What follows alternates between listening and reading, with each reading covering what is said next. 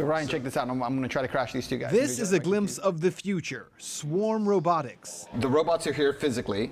Yeah. But everything he's typing in here is giving commands to them? Yeah, so it's basically loading. So each robot is making decisions about what they should do. Robots that will fertilize crops or rescue a baby trapped in earthquake rubble. And I think we're going to see this more at a sliding scale where, you know, our toasters and bathtubs get smarter and smarter rather than fully humanoid tin men walking around in our house. And Georgia Tech is leading the way.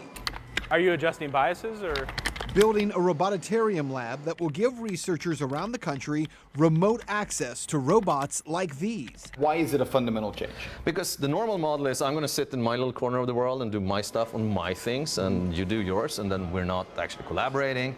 We're disqualifying high school students or poorer universities to actually be able to compete and deploy their own ideas, and now they have access to it. And in case you're not as cultured as this robotic language app. This is all part of Atlanta's exploding tech scene. You can be a rapper and you can be a programmer, because we're doing it.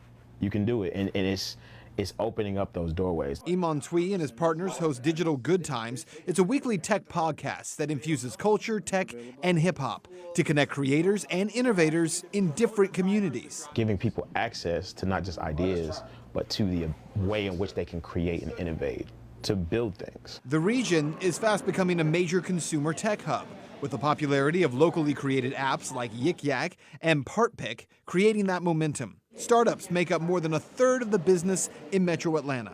And in the last 3 years, Atlanta Tech Village has helped to launch 285 startups. So you have all of these tech startups that when you're getting a $400 million valuation, where are they from? They're from Atlanta. That's helping put us on the map.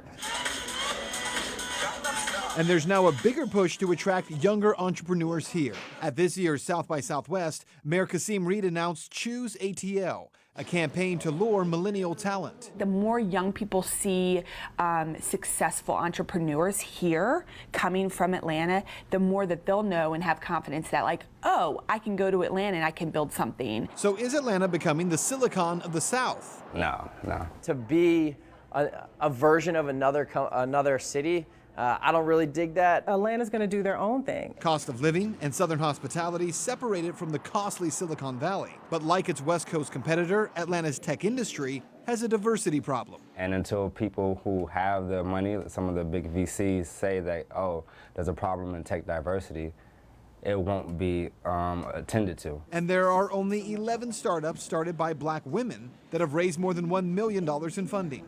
But Digital Good Times and new accelerator programs like the Big Innovation Center, they are working to open doors, especially for black and Latina women. And our community has different ideas, we have different experiences, and so your typical investor may not see them as opportunities, but we see them as opportunities and are bridging that gap. So techies say it's only a matter of time before Atlanta gets the recognition that it deserves. I think the real legitimacy will come when those next big companies start off from Atlanta. And not just move to Atlanta because it's easier and cheaper to operate out of Atlanta, but, oh, where was so-and-so started? Oh, it was founded in Atlanta. And we could see that sooner than you think. I'm Ben Swan, CBS 46 News.